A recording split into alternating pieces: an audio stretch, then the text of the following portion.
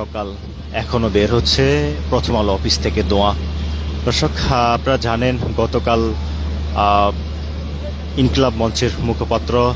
ওসমান হাদি তিনি ইন্তেকাল করেছেন। আহ, তার ইন্তেকালের খবর শুনে সারা দেশের যে শোকের ছায়া নেমে এসেছে, সেই শোকের ছায়ায় আমরা যেমনটা লক্ষ্য করেছি, সারা দেশের মানুষ তার জন্য দোয়া করেছে এবং তার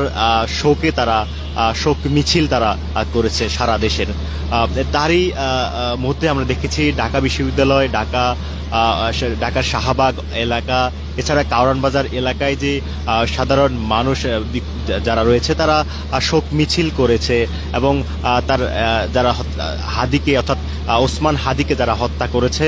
সেই হত্যার বিচারের দাবিতে তারা রাজপথে নেমে এসেছিল এবং তাদের একটাই দাবি ছিল যে আমরা